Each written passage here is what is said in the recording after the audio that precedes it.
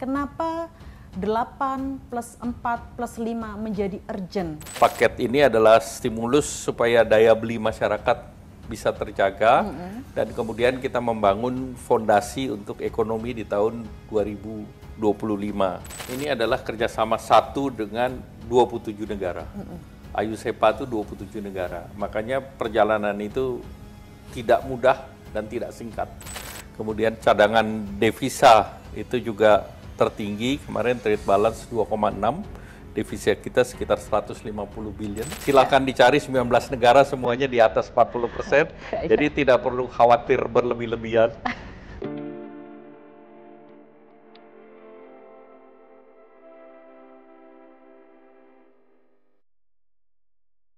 Terima kasih Pak Menko Perekonomian Erlangga Hartarto menerima kami Kompas TV.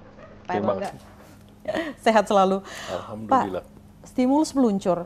Sebenarnya ada apa sih Pak dengan ekonomi kita? Kan ekonomi kemarin juga tumbuh 5,12%, angka kemiskinan menurun. Yang menarik, IHSG kita juga kan to the moon Pak, 8.000 kayak gitu loh Pak. Kenapa 8 plus 4 plus 5 menjadi urgent? Ya, pertama tentu kita punya rencana untuk terus menjaga pertumbuhan ekonomi di 5,2. Kemarin kan kita lihat dalam 2 semester terakhir ke 5,12 dan kita butuh gas tambahan untuk ekonominya bisa meninggi. Karena ekonomi tinggi nanti baru secara year on year bisa ke angka 5,2. Nah kalau saya pertama mau menjelaskan bahwa indikator makro kita saat sekarang baik. Jadi mengapanya itu sebetulnya untuk akselerasi. Dari segi makro pertumbuhan ekonomi 5,12, IHSG tadi tembus all time high 8.100. Kemudian cadangan devisa itu juga tertinggi, kemarin trade balance 2,6, devisa kita sekitar 150 billion. Ya naik turun lah 148, 152. Tetapi itu untuk cukup untuk 6,5 bulan import aman. Kemudian rasio utang kita terendah di antara G20 di bawah 40%. Silakan dicari 19 negara semuanya di atas 40%. Jadi tidak perlu khawatir berlebih-lebihan. Kemudian juga PMI di level ekspansif lebih dari 50%. Kemudian indeks keyakinan konsumen juga masih di atas 100. Kalau turun 1-2% sih biasa, 1-2 poin ya oke-oke saja lah. Kemudian paket ini adalah stimulus supaya daya beli masyarakat bisa terjaga dan kemudian kita membangun fondasi untuk ekonomi di tahun 2025. Dan tentu salah satunya adalah bagaimana kita menargetkan kepada kelas menengah atau kelas menengahnya secara khusus kita targetkan ke Gen Z. Nah makanya programnya adalah magang, lulusan universitas yang lulusnya 1 tahun. Nah itu ada paket datanya, pertama. Bisa dimunculkan datanya, oke. Dan itu kemarin dipersiapkan untuk 20.000 akan mulai tanggal 20 Oktober ini. Tetapi karena yang daftar itu lebih dari 200.000, kemudian jumlah perusahaan yang sudah juga memasang demand side itu lebih dari 1.300 perusahaan, maka kemarin arahan Bapak Presiden untuk ditingkatkan menjadi 100.000. Jadi batch ini 20.000 yang bulan Oktober, nanti batch berikutnya November 80.000. Dan untuk batch yang 80.000 itu juga terbuka untuk universitas yang di bawah Departemen Agama. Jadi IAIN dan yang lain bisa ikut. Dan untuk di batch kedua nanti KL, kelembagaan pemerintah juga bisa memasang program untuk magang, termasuk Bank Indonesia yang punya kantor di seluruh provinsi. Sehingga dengan demikian terbuka kesempatan luas bagi para lulusan universitas ini untuk magang kerja 6 bulan. Nah sesudah 6 bulan tentu mereka harapannya dengan pengalaman kerja itu bisa lanjut atau bisa shifting ke perusahaan-perusahaan. Karena dari segi demand side juga perusahaannya cukup banyak yang mereka minta. Kemudian pekerja sektor pariwisata, ini kan juga baru pertama kali pariwisata kita injeksi juga. Yang kemarin hanya diberikan kepada sektor padat karya, yaitu PPH ditanggung pemerintah TDP sampai itu ya? dengan gaji 10 juta. Jadi ini juga adanya di kelas menengah dan itu per orang per bulan itu antara 400 sampai 600 ribu rupiah. Oke. Yang tadinya harusnya dibayar pajak tapi pemerintah yang tanggung ya. Yang tanggung. Pak Erlangga sebentar, sepertinya ada yang perlu diluruskan lagi. Ini artinya 20.000 peserta adalah batch pertama hanya di Oktober ini ya Pak? Iya, nanti batch berikutnya adalah 80.000. Jadi setelah 100.000 ini roll, nanti kita akan roll lagi 100.000 berikutnya. Baik, uang sakunya Pak, itu di situ yang menarik. Kami masih memakai data Kemenkeu ini pakai UMP. Upah minimum kabupaten dan kota. Jadi UMK. UMK itu berbeda dengan UMP. Jadi sudah di-adjust menjadi UMK. Oke, baik. Targetnya adalah Gen Z. Gen Z tadi. Apa sebenarnya perbedaannya dengan stimulus yang sebelumnya, Pak? Stimulus ini tentu beda. Kita masih ada program lagi. Ini kan baru 2. Jadi ada program lagi beras. Itu untuk keluarga penerima manfaat PKH 18,3 dan ini selain beras 10 kilo yang berarti per bulan ditambah menjadi 2 bulan 20 kilo, ada tambahan minyak goreng 2 liter per bulan. Jadi ini berbeda dengan yang sebelumnya. Kemudian juga iuran jaminan kecelakaan kerja dan ini diberikan kepada perusahaan ataupun kepada transportasi online, yaitu ojek pangkalan, supir, kurir, logistik, dan ini targetnya adalah diskonnya 50%. Tetapi ini on demand, jadi pengiur itu mereka mendaftar sendiri dan bayar 50%. Nah saat sekarang jumlahnya diperkirakan 731.360-an pekerja yang sudah yang bisa potensial memanfaatkan ini. Kemudian juga ada tambahan manfaat layanan tambahan untuk perumahan BPJS Tenaga Kerja. Jadi sebetulnya BPJS itu ada jaminan hari tua dan itu bisa dijaminkan untuk mendapatkan atau untuk merenovasi rumah atau membeli rumah untuk down payment dan yang lain. Untuk DP. Nah sekarang tingkat suku bunganya itu kemarin diturunkan oleh pemerintah, batas maksimal. Karena ini kan batas maksimal sebetulnya yang memanfaatkan kan perbankan. Jadi ini kita turunkan sehingga targetnya unit rumah yang dibangun minimal bisa 1.000 lah, 1.050 unit. Nah, per tahun. Tentu ini kita lihat kalau tingkat suku bunganya turun, apakah 40 juta pekerja yang terdaftar bisa shifting? Kan kita mau menambah tidak hanya berdasarkan FLPP kan kita sudah tambah juga ke 350. Itu. Terus kita tambah juga dengan kredit usaha rakyat. Nah, KUR itu juga kita berikan bisa sampai supply side-nya sampai 20 miliar. Kemudian demand side itu juga kita siapkan totalnya 130 triliun. Nah ini kalau berjalan bisa untuk 320.000 rumah. Nah untuk membangun 320.000 rumah, kalau saja 5 orang yang kerja, plus FLPP 350, itu kan 770.000 rumah. Kalau dikali 5 udah 3,5 juta. Dan 3,5 juta orang bekerja itu kalau rule of thumb pertumbuhan ekonomi 1% 400.000. Nah itu kan bisa menstimulir pertumbuhan ekonomi yang cukup tinggi. Tapi dengan syarat seluruhnya bergerak secara massal. Tentu kita paham masalah lahan itu menjadi isu, masalah developer implementasinya dan lain. Implementasi, tapi secara hitung-hitungan kan pemerintah gelontorin fiskal, gelontorin dana supaya ekonomi bergerak. Tetapi ini untuk UMKM. Jadi maksimum kontraktor tidak boleh non UMKM. Nah, kemudian juga terkait padat karya tunai, itu kita siapkan untuk Kementerian Perhubungan dan Kementerian PU, at least targetnya cash for work ini 215.421 pekerja. Kemudian deregulasi online single submission untuk perizinan, itu diharapkan bisa juga mendorong investasi, realisasinya lebih cepat karena izinnya lebih cepat.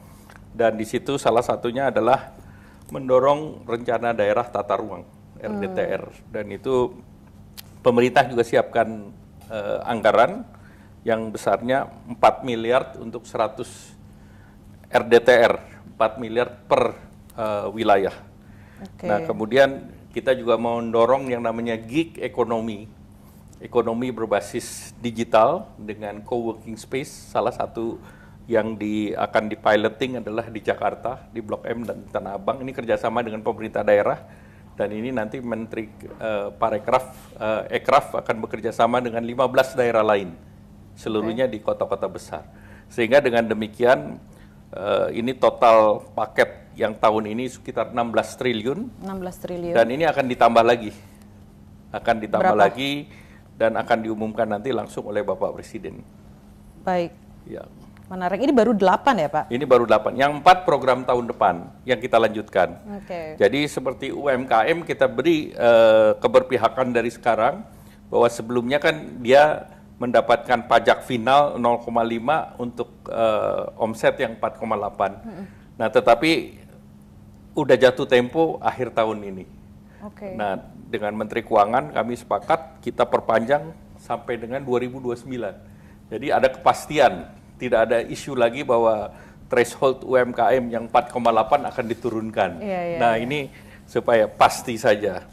Kemudian PPh pasal 21 yang ditanggung pemerintah kita perpanjang sampai 2026.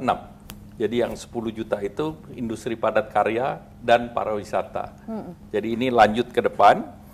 Kemudian untuk perumahan juga kita lanjutkan. PPN ditanggung pemerintah yang sampai 2 miliar, 2 sampai 5 miliar itu sampai akhir tahun depan. Sehingga real estate bisa bergerak untuk menyiapkan rumahnya. Kalau kita berhentikan kan dia stop produksi juga. Jadi ini kita buat stimulus supaya bisa jalan. Demikian pula iuran JKK JKM untuk penerima bukan penerima upah. Nah, artinya sektor pertanian pun bisa memanfaatkan jaminan kecelakaan kerja dan yang lain. Sektor informal ya, sederhananya itu. Sektor informal berarti terbuka semuanya untuk ikut mengiur.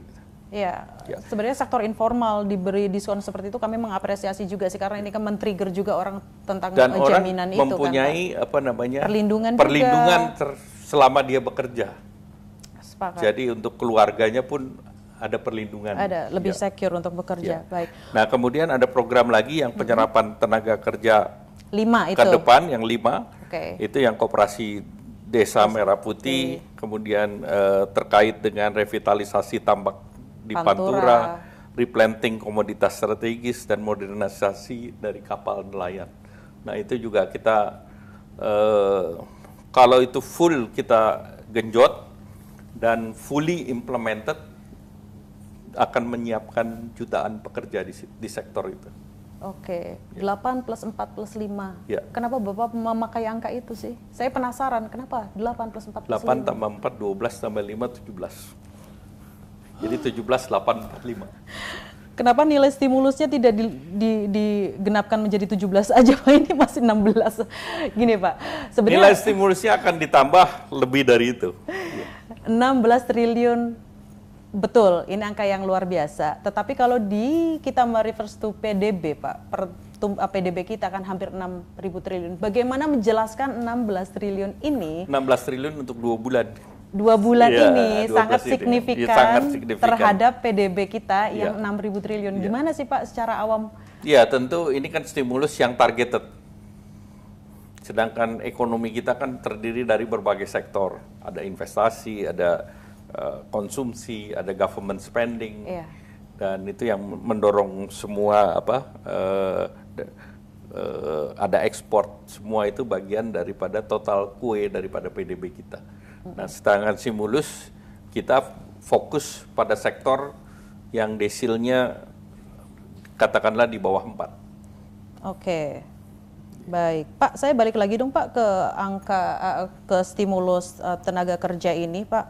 Magang nasional work based learning itu kan ya secara riset ternyata hasilnya juga sangat bagus, Pak. Tapi bisa nggak sih Bapak mendorong perusahaan melakukan MOU agar anak-anak yang magang ini pada nantinya terserap oleh perusahaan-perusahaan itu. Bisa nggak sih Pak kita mendorong itu Pak? Ya, pertama tentu kan apabila mereka 6 bulan bekerjanya baik, secara otomatis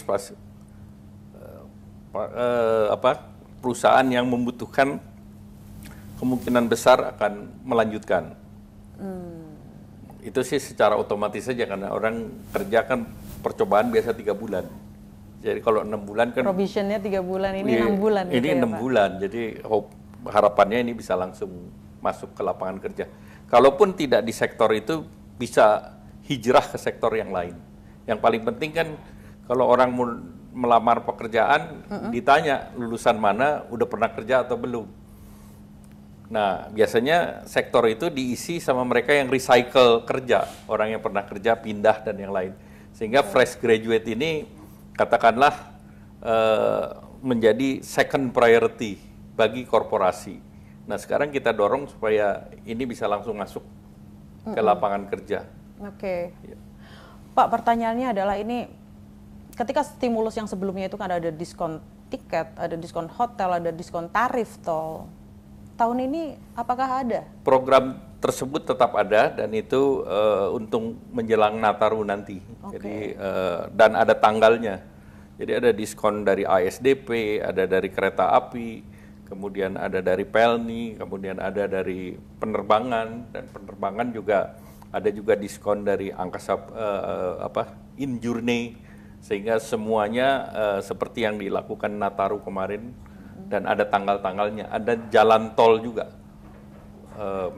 Plus kita melakukan hari besar nasional, Harbolnas, belanja secara daring, kemudian juga di mall-mall maupun di minimarket.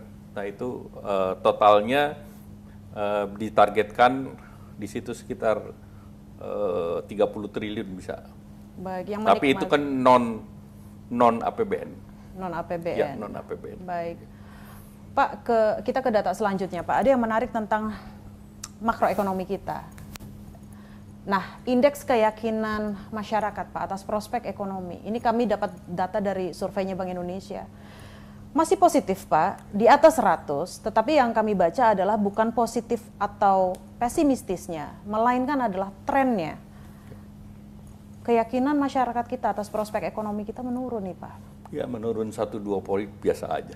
Tapi kalau dibandingkan dengan awal tahun, menurunnya tidak 1-2 poin. Kira-kira begini, Pak.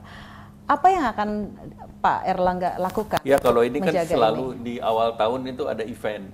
Ada Nataru, ada event Hari Raya. Nah, ini didorong lagi kita ke Hari Raya. Karena kemarin di bulan Juni-Juli juga kita ganjel dengan, makanya naik ke 118 karena kita ganjel dengan program mau stimulus pulang sekolah itu ya? Gitu, stimulus itu. Oh, makanya stimulus diskon-diskonan dipakai lagi karena ini salah satu buktinya lumayan lumayan lagi sangat signifikan. Memang naik gitu. Kalau ada diskon biasanya naik. Baik. Banyak kan yang belanja ibu-ibu soalnya nyarinya diskon. Ibu-ibu sukanya cash transfer, Pak. Pak, kita ngomongin kelas menengah juga dong, Pak. Ada datanya kelas menengah, Pak. Next, kelas menengah. Oh, indeks ketersediaan lapangan pekerjaan dulu, Pak. Ini, Pak. Angkanya tidak menggembirakan, Pak. 92. Kita kan kalau optimis levelnya di atas 100 ya. Ini faktanya 92, Pak. Levelnya masih pesimistis. Ya. Seberapa yakin upaya Bapak stimulus tadi bisa menggerakkan angka ini setidaknya di level 100 deh, Pak? Ya, tentu pemerintah akan menyiapkan dengan berbagai program yang harapannya tentu akan menarik lapangan kerja. Kalau berdasarkan survei biasanya yang kemarin di bulan Februari year to year jumlah angkatan kerja yang diserap 3,59. 3,59? Ya. Kemudian biasanya di bulan Agustus ini kita punya survei sekitar 4,8 biasanya year on year-nya.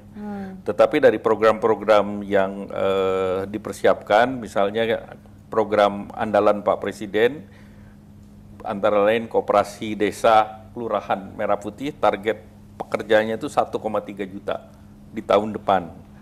Kemudian di program replanting itu juga targetnya sekitar 1,6 juta.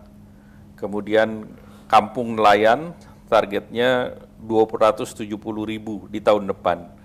Kemudian program revitalisasi tambak 132.000, program untuk kapal nelayan ada sekitar 600 ribuan. Jadi banyak program pemerintah yang ujungnya adalah menciptakan lapangan kerja.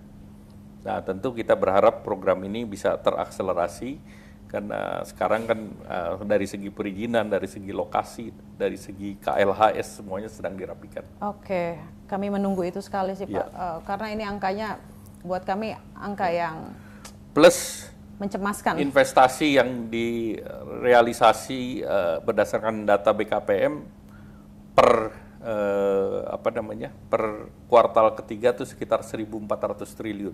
Okay. Nah, rule of thumb itu kalau 1.400 triliun terdiri dari infrastruktur, manufacturing, kemudian juga services dan padat modal, itu yang bisa dikerjakan antara 2 sampai 3 juta orang.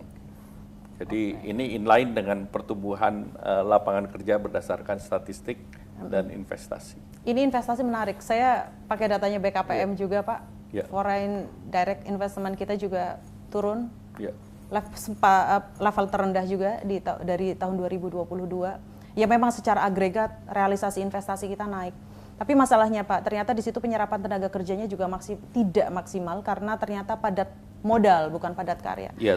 Arahnya ke depan Pak Erlangga akan seperti apa nih Pak? Ya, kita terus kombinasi antara pertama infrastruktur, manufacturing, kemudian services dan padat modal.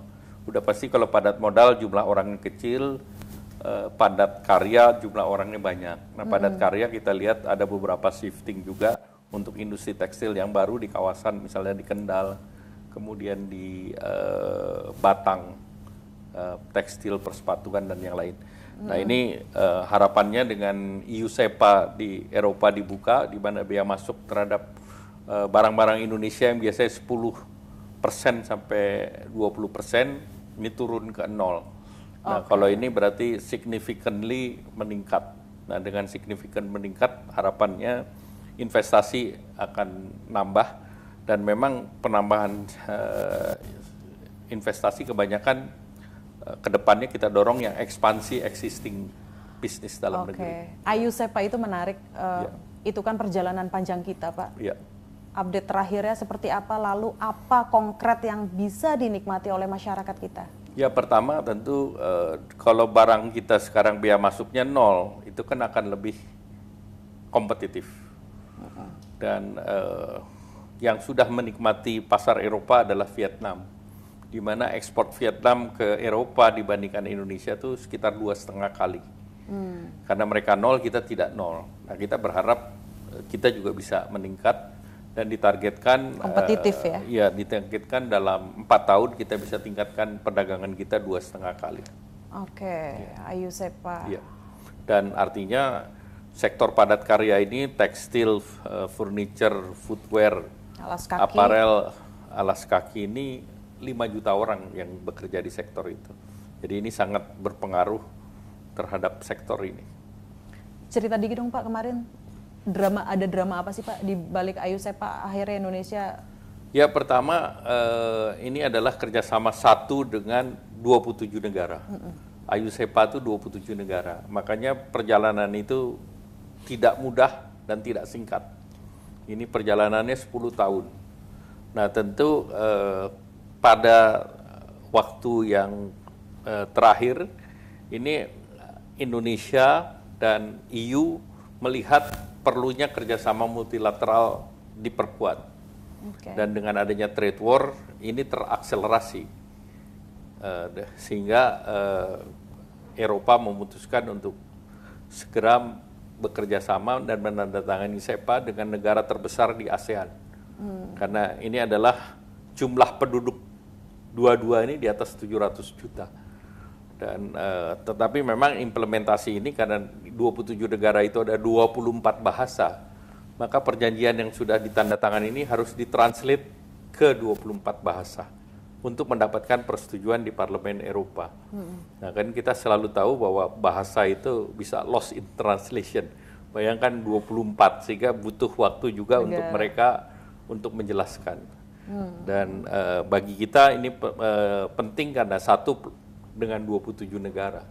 Nah, ini berarti kita dengan EU itu menjadi like-minded countries, negara yang punya pemikiran sama. Saya sederhanakan bahwa AYUSEPA juga akan membuka lapangan pekerjaan bagi penduduk di Indonesia. Ini akan membuka pekerjaan karena kemarin pada saat kita tanda tangani, itu juga diselebrasi oleh Adidas dan ya tentu yang lain juga ya. Nah, Nike dan yang lain. Nike walaupun base-nya Amerika tapi mengapresiasi capaian kita. Demikian pula mereka yang punya konsumen kuat di Eropa yang biasanya manufacturing di Indonesia juga ikut selebrasi. Baik, Pak, kembali ke kelas menengah lagi dong, Pak. Saya punya data kelas menengah nih, Pak.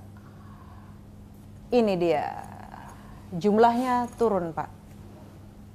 Bagaimana secara konkret? Ya, kalau di antara periode ini ada yang namanya long COVID effect. Long COVID yang pandemi. Karena itu kan indirect, tapi ini yang harus dinormalisasi. Sebenarnya kenapa sih Pak bisa turun? Ya pada waktu COVID itu memang terjadi penurunan dan tidak semua bisa recover dengan cepat. Nah, oleh karena itu pemerintah melanjutkan program misalnya subsidi kompensasi energi itu terus jalan. Dan kemarin juga pemerintah dorong dalam bentuk bantuan subsidi upah. Jadi itu kan semuanya mendorong di kelas menengah. PPN ditanggung pemerintah juga kelas menengah. Kemudian juga berbagai bansos yang diberikan dan juga iuran jaminan kehilangan pekerjaan, iuran jaminan hari tua, semuanya didorong ke kelas menengah. Ada yang menarik di stimulus ekonomi ini yang dulu Bapak kasih diskon tarif listrik.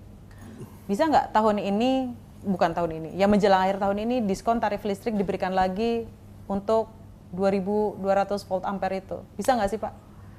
Jadi untuk iuran listrik tidak kita berikan lagi. Kenapa? Tetapi diganti program yang lain. Apa Pak? Nanti diumumkan oleh Pak Presiden. Karena rasanya pada sangat signifikan loh Pak itu diskon tarif listrik itu. Saya penasaran kenapa menjadi tidak ada seperti itu. Karena kalau diskon BBM, diskon energi itu kan sesuatu hal yang sudah dinikmati sebelumnya juga gitu loh Pak. Nah pertanyaan saya, selain diskon-diskonan itu, upaya apa lagi sih Pak biar kelas menengah ini tidak turun kelas menjadi kelompok miskin? Ya tentu kita terus dorong dengan untuk yang kelas desil 3 ke bawah, ya kita ganjel dengan program Keluarga Harapan. Itu besarnya 225.000 sampai 750.000 per tahap. Terus kartu sembako 200.000 per bulan.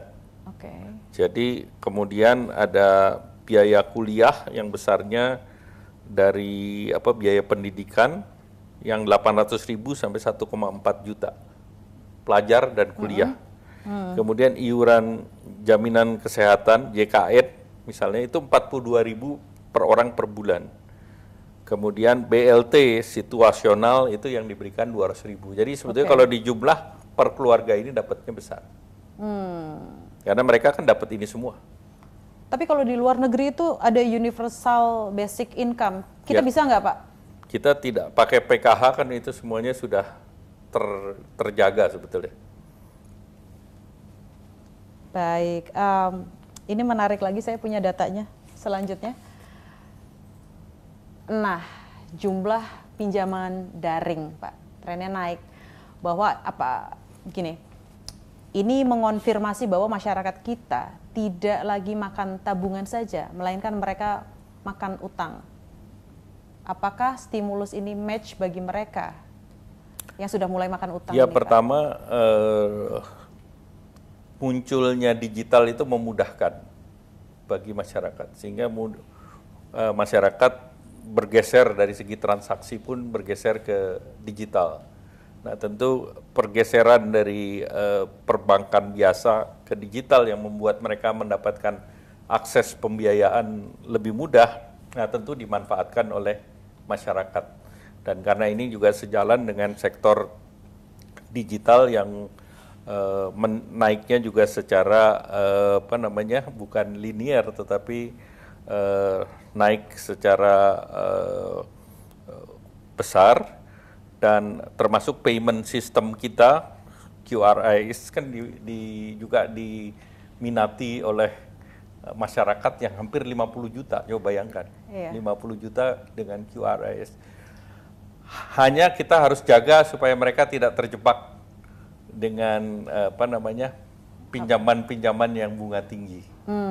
Nah, itu sebetulnya pemerintah lebih melihat ke situ, karena ada mereka-mereka ini yang akhirnya kejebak, dan kedua ada kebocoran ke pinjol juga, pinjaman online, plus ada yang kejebak untuk judi online juga. Jadi bagaimana judi online dan pinjol ini jangan sampai orang berhutang untuk berjudi.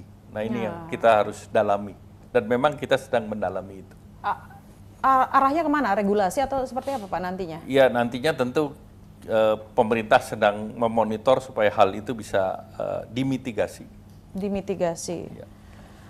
Pak, bisa nggak sih untuk perlindungan kelas menengah ini iuran seperti BPJS Kesehatan tidak usah naik? Bisa nggak Pak? Ya, semua maunya tidak naik, itu kondisi ideal. Tetapi services dan juga itu kan pasti ada penyesuaian. Ada inflasi. Tetapi saat sekarang sih belum ada rencana untuk penaikan. Confirm ya, belum ada rencana. Belum ada rencana sampai sekarang. Hintnya sampai sekarang. Iya. Makanya kita memberikan iuran ini diskon sampai tahun depan. Itu kan clear, sampai tahun depan kita berikan diskon 50% untuk mereka yang pekerja non mitra. Ya. Menarik. Saya ke makroekonomi lagi Pak. Anggaran pemerintah yang terserap sampai Agustus kemarin baru 54,1%. Bisa nggak sih Pak Erlangga meminta anggaran yang idle itu ditarik aja untuk sektor-sektornya di bawah Pak Erlangga, misalnya Kementerian Pariwisata itu dananya udah kecil, di-squeeze lagi, biar hotel itu bisa lebih lebih lega, lebih bisa bernafas. Bahkan gini Pak, karena selama ini sektor pariwisata itu mendeliver ekonomi loh Pak. Ya. Bisa nggak Pak minta duit itu? Ya, pertama tentu kalau pariwisata kan bisa non anggaran. Karena pariwisata itu bisa, misalnya kemarin kita minta untuk membuat event. Contohnya kan Mandalika. Nah, itu kan pemerintah support, dan penontonnya kemarin juga record high. Dan itu juga ada spending. Kemudian yang kedua, kita juga harus jaga quality daripada tourism. Okay. Kita lihat di beberapa daerah tourismnya sudah macet. Kemudian sampahnya numpuk. Jadi kita harus campaign arahan Pak Presiden untuk kebersihan juga. Okay. Makanya program dari Danantara salah satunya adalah memperbaiki waste management, waste to energy dan yang lain. Sehingga kita harus mengelola dulu, jangan sampai kita membuat image yang nggak bagus, datang terus kotor dan yang lain, kan tidak baik. Nah, ini terus diimprove, dan dananya itu besar untuk program-program semacam itu. Okay. Dan itu non APBN, dan ini adalah dari Danantara. Pak Erlangga, tapi ini kembali tentang APBN, kita yang penyerapannya rasanya kok belum maksimal. Saya punya data menarik Pak. Bandung, Jakarta, Medan, penjualan eceran di sana tumbuhnya minus. Ini daerah yang sudah menunjukkan gejala, bukan gejala lagi, sudah terkonfirmasi tidak baik-baik saja. Bisa nggak anggaran yang belum terserap dimaksimalkan untuk wilayah-wilayah yang pertumbuhan ecerannya negatif? Kalau mendorong anggaran kan harus ada potnya. Potnya itu kepada siapa dan di mana. Nah, tentu kalau untuk tourism yang kita dorong adalah lalu lintas tourismnya. Yang kita dorong adalah transportasinya.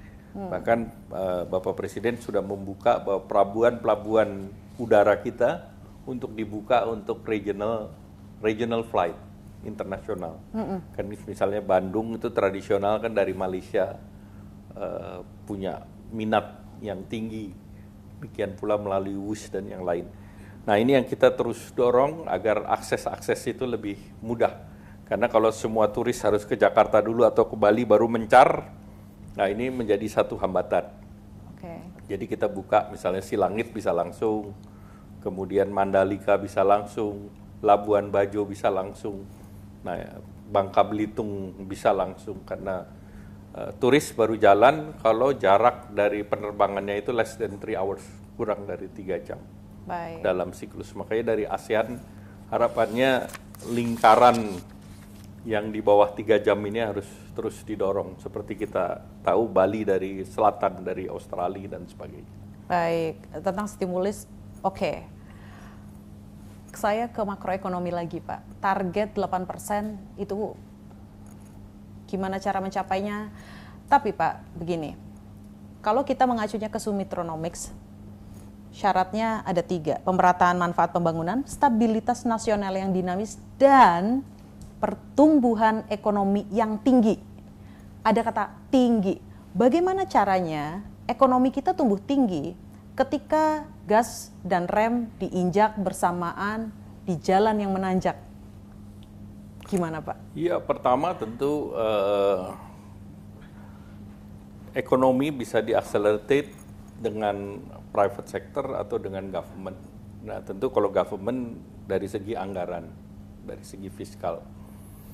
Tetapi moneter juga bisa berperan dalam penurunan tingkat suku bunga dan tersedianya likuiditas di perbankan.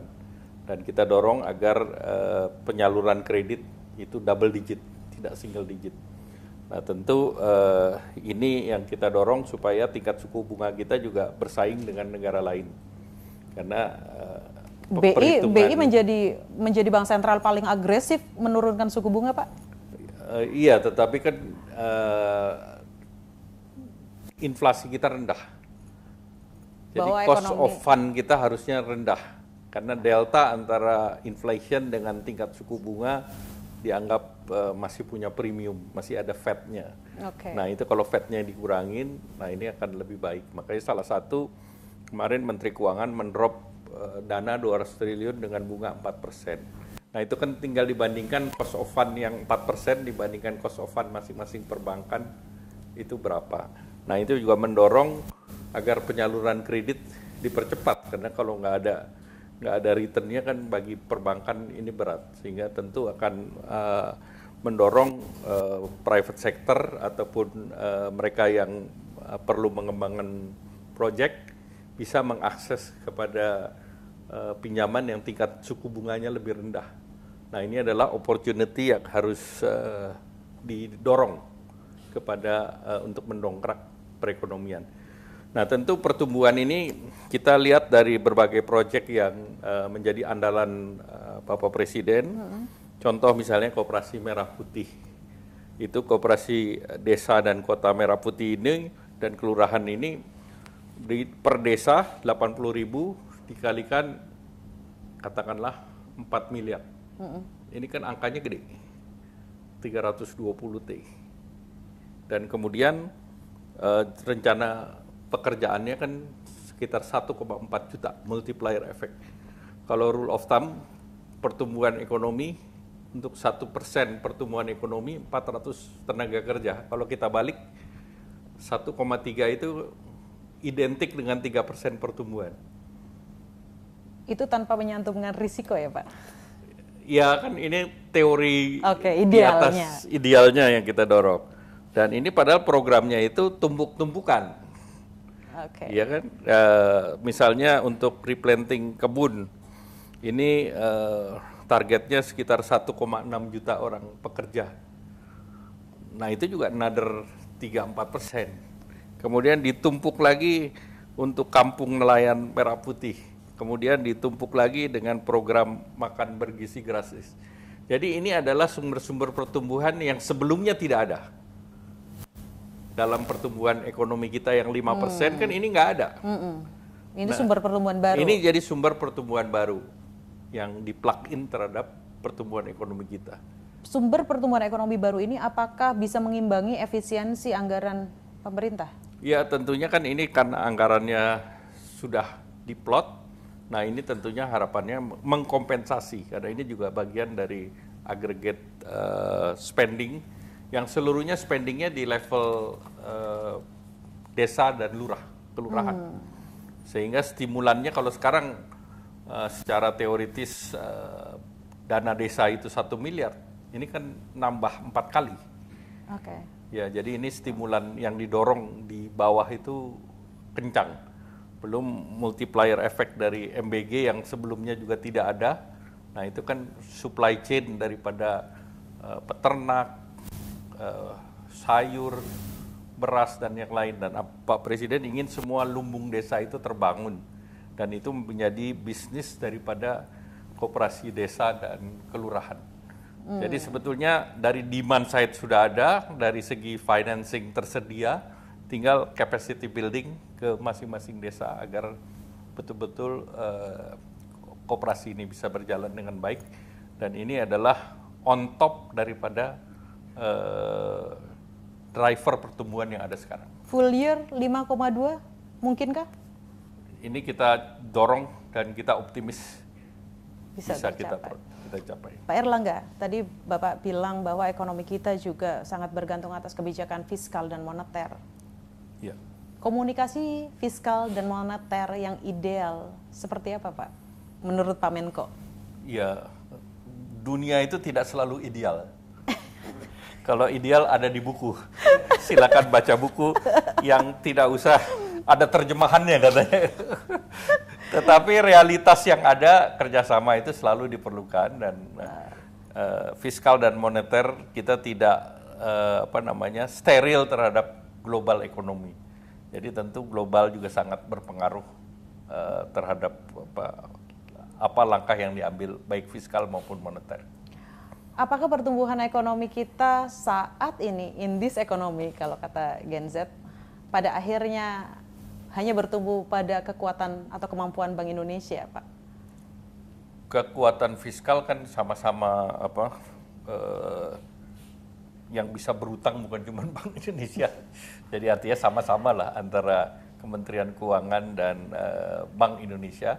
Dan sekarang kerjasama keduanya sudah baik, berpengalaman dalam penanganan COVID. Burden sharing dan yang lain sudah satu hal yang normal daripada kita katakanlah ke outside market yang belum tentu friendly. Nah ini sekarang ini sudah bisa berjalan, dan Indonesia sendiri diapresiasi oleh IMF sebagai the bright spot in the region. Iya, pas jadi, G20 juga. Ini juga kita tunjukkan bahwa di antara G20 kita top 3 lah dari segi pertumbuhan ekonomi, di bawah India dan China. Tetapi pejabat kita ada yang kurang happy lah ketika kita memakai standar-standarnya IMF atau lembaga-lembaga rating di dunia. Gimana, semua Pak? Kan ada benchmarking, itu kan bagian dari benchmark. Dan itu adalah warisan kehati-hatian standar-standar itu betul? Bukan standar kehati-hatian, tapi itu juga menjadi general benchmark yang diakui menjadi konsensus oleh negara-negara. Konsensus. Ya. Pak Erlangga, menarik. Utang pemerintah kita tembus di atas 9.000 triliun rupiah, 9.100 something. Ya, kita kan masih kurang dari 40%. Bayangkan negara-negara sedikit lagi 40% loh, Pak. Ya, dikit, nggak ada masalah itu. Selama selalu bisa di substitusi reprofiling sama reprofiling itu nggak ada masalah. Negara lain di atas 100%, Jepang, Amerika Serikat. Nggak ada masalah, tapi 40% itu level psikologis nggak sih Pak? Bahwa ini adalah lampu kuning atau waspada? Kita tidak khawatir. Mengacunya pada undang-undang saja 60%? Di antara 20 negara G20, yang 40 cuma Indonesia.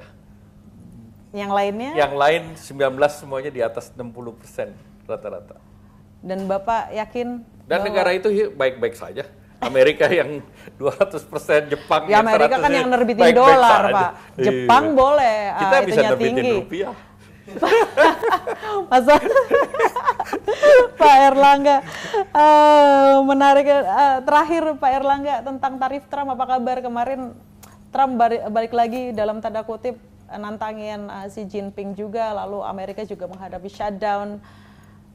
Kita nasibnya bagaimana nih Pak? Ya tentu tarif ini kita secara prinsipal sudah ada persetujuan, tinggal legal drafting.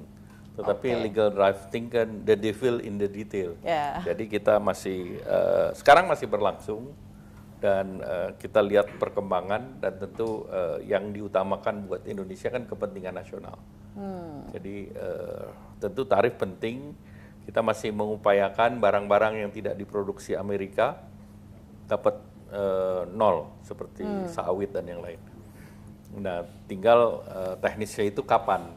Nah, kapannya itu ada beberapa milestone yang kita sedang siapkan, tetapi ya kita sekarang masih negosiasi dengan intens dengan Amerika.